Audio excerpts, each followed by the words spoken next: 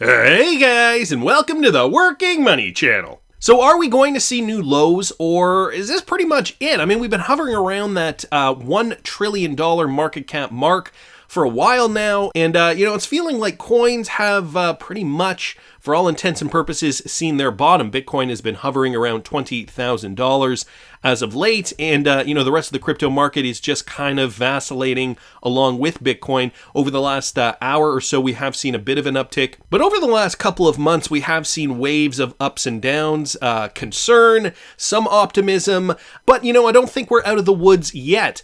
The bottom could be in. Macro investor Raoul Pal also thinks that the lows are in.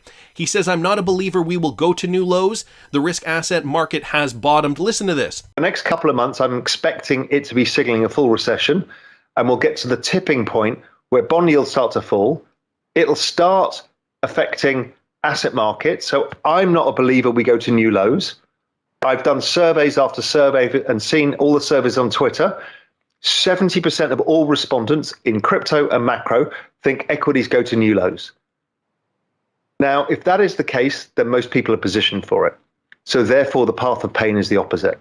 And I think the market's priced that in. So I think there's no certainties in this world. I can be wrong. But my view, the balance of probabilities are for me that the risk asset market, equities, crypto, have bottomed. We are having a retest. And as the economic data shifts and bond yields come down, that'll drive that further, and it'll be a further hated rally because nobody will understand. We're going into a recession. Why are equities going up? Well, because they already priced the recession. It's their job to be forward-looking indicators.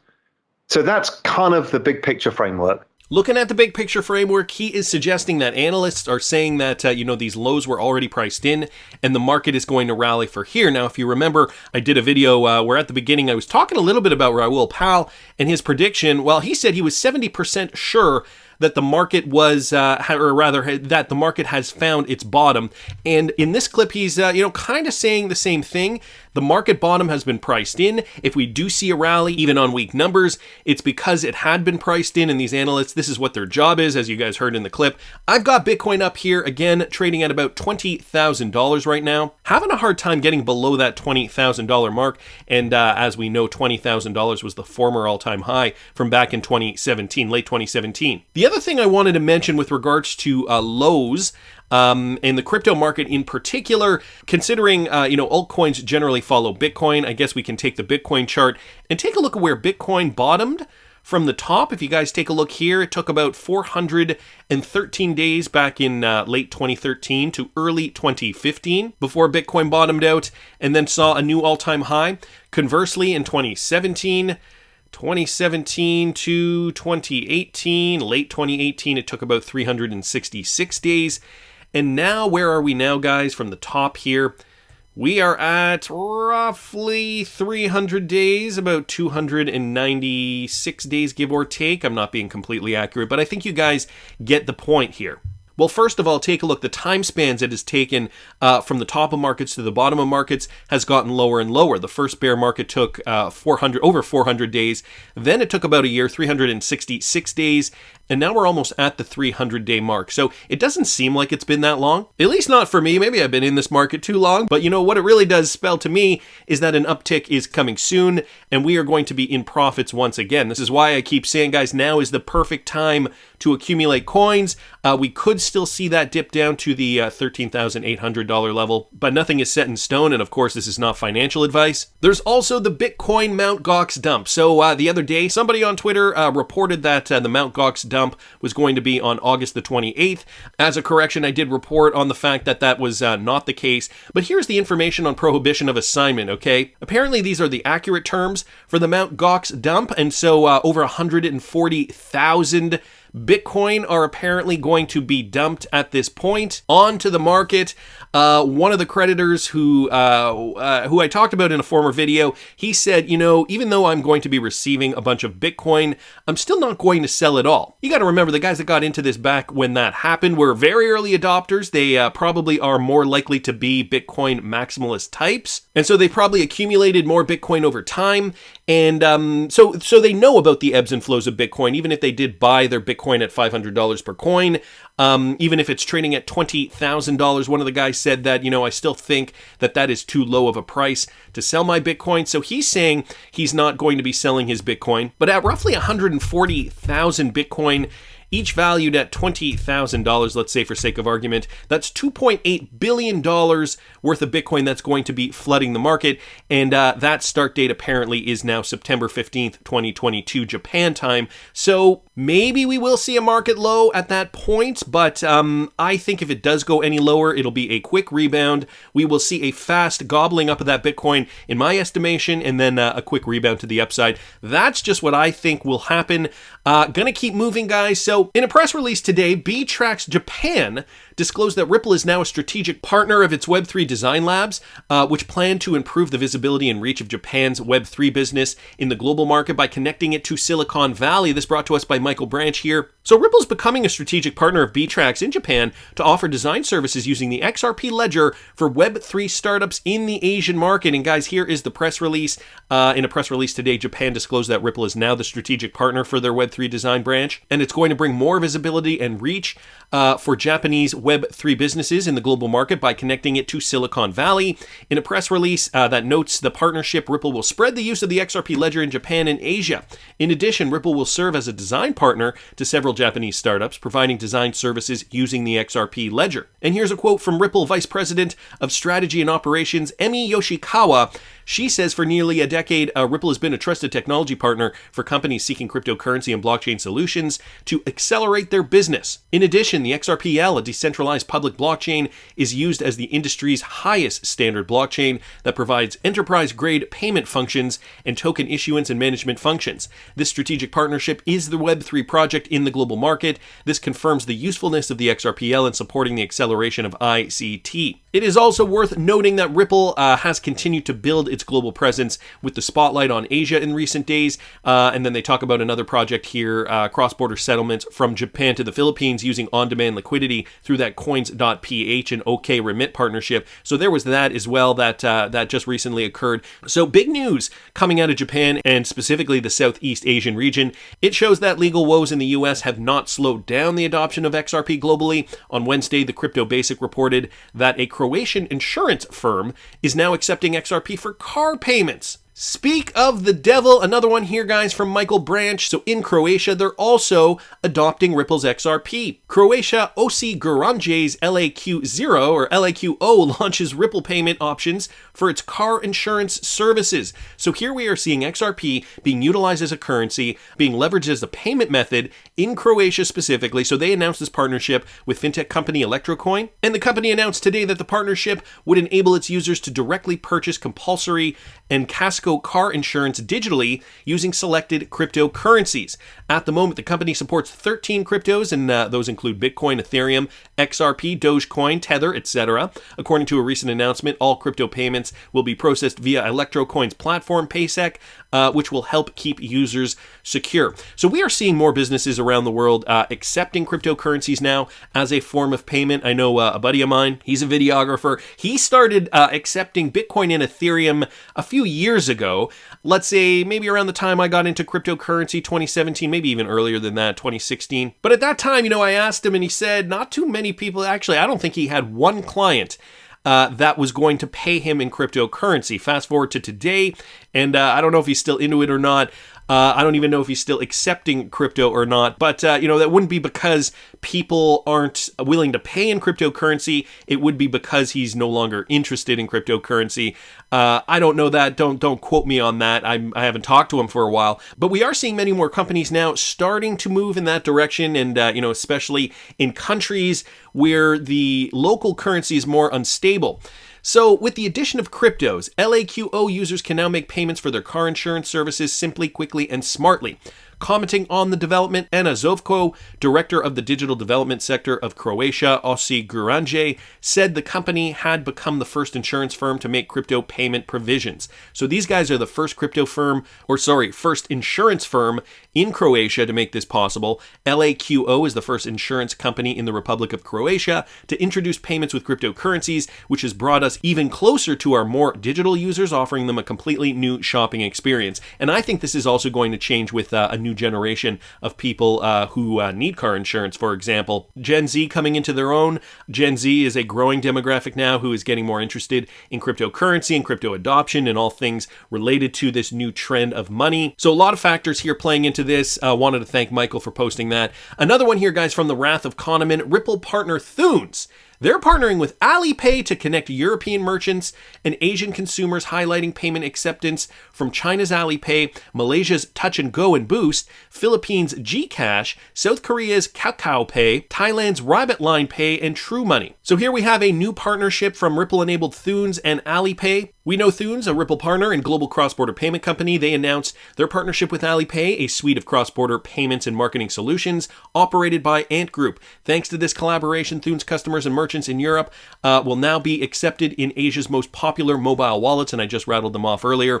Merchants that work with Thunes will be able to serve online customers from Asian markets and accept mobile wallet payments during checkout. So mobile wallets, this is also a direction where we're seeing money being moved. People are not using cash as much, not using cards as much, and starting to use mobile wallets. On top of that, consumers will also be able to use their respective mobile wallets to pay in-store purchases in Europe using a direct point-of-sale mobile application that supports QR code payments. The partnership will expand the geographical coverage of the local payment methods available via Thunes. The company already offers a wide range of alternative payment methods, popular with customers in Europe, Latin America, Africa, and now Asia. So integrating all these new platforms, which some are more popular in certain countries than others, and so just to kind of cast the net wide, leveraging RippleNet technology and partnering with Alipay, making payments seamless, particularly in these Asian countries with these particular mobile wallets, is exactly the kind of thing that will make the XRP ecosystem thrive. If more payments are running through RippleNet through multiple different channels, this is where mass adoption needs to go. So wanted to thank Wrath of Kahneman here for letting us know about this Thunes partnership. Great news.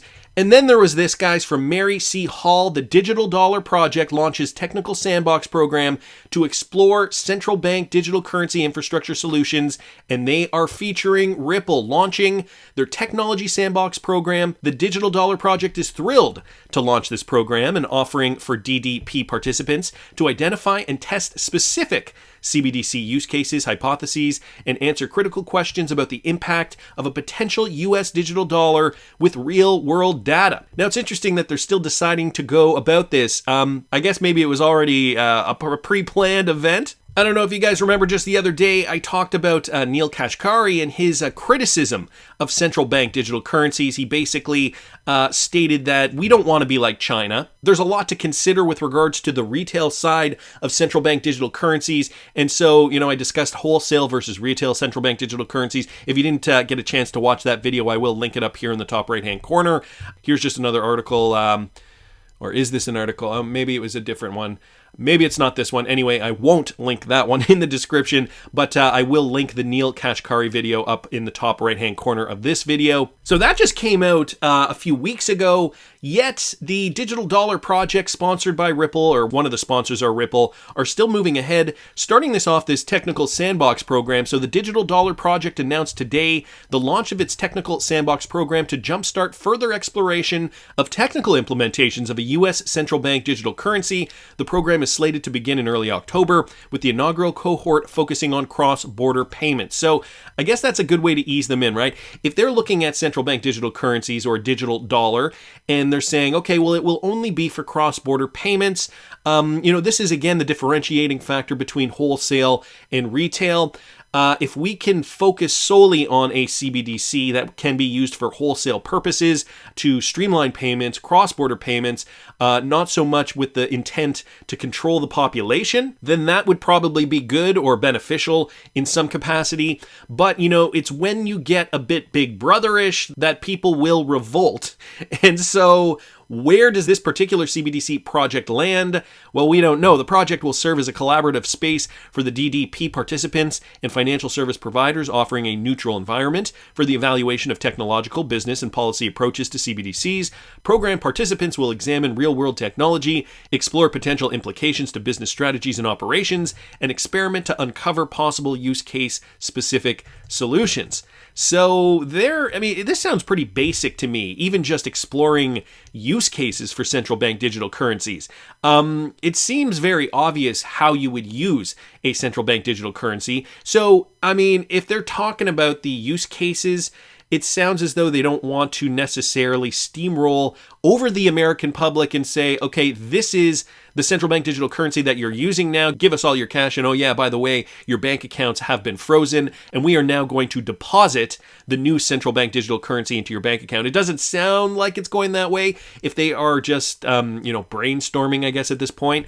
The launch of our Technical Sandbox program marks the next step in our effort to convene the public and private sector in exploring a central bank digital currency in the United States. This coming from Jennifer Lasseter, Executive Director of the Digital Dollar Project. We understand how important it is to include a diverse set of views and expertise as we look to answer key questions about how the technology could work, the problems we hope to solve, and the ultimate business and individual outcomes we want to achieve. The marriage of these sectors in our collaboration is essential and will lay the foundation for robust pilots that improve the outcomes and usability of central bank digital currencies. So, it sounds innocent enough, but, like many things could start out innocently and then turn sinister very, very quickly. So is it for wholesale? Is it for retail? Again, we don't really know. It sounds as though they're going to at least start off with a wholesale CBDC. It's not to say that they won't move to retail in the future.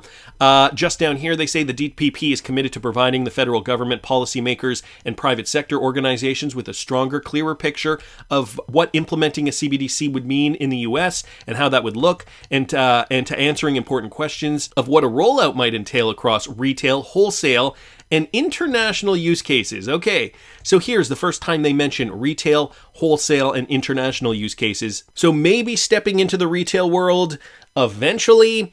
It is a possibility. We know that they see the need for a retail central bank digital currency, but maybe it just stays at the wholesale stage and is just used for international cross-border payments. The problem with this is that when they open the door, that's it. The technology is available, and so it's way easier now to implement a central bank digital currency at the retail level for the American people. China's already done it. They're using it as a control mechanism, and so do we want the United States to move in this direction? I would have to say no, and I think a lot of you probably share the same sentiment here. So I'm going to just do a quick search. We know Ripple is a World Economic Forum partner, and I'm just kind of curious as to if any of these other companies are World Economic Forum partners. So this is the first time I'm doing this search, so I don't actually know if they are or not. So let's look up MTech here, and if I just go to the World Economic Forum page, go by letter, and we just check on E, and we look up MTech, it doesn't look like MTech is a World Economic Forum partner. The company Digital Asset,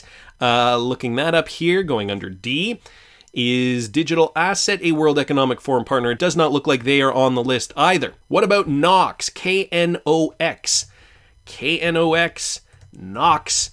Are they on here? No, it doesn't look like they are. It's only Ripple from this group of players that is a confirmed World Economic Forum partner. It doesn't really mean much in the grand scheme of things. The bigger thing here is that a central bank digital currency for the American people is going to mean different things depending on, if we're going to get that on the retail side or on the wholesale side. Ripple being a partner, though, developing this, that certainly does bode well for XRP hodlers. More utility driven in the XRP obviously means an eventual higher demand for the XRP token. That's just my opinion, but I want to hear what you guys think. Please subscribe to the channel if you haven't already. Like the video if you like the content I'm providing. I always love hearing your comments. See you in the next one, guys.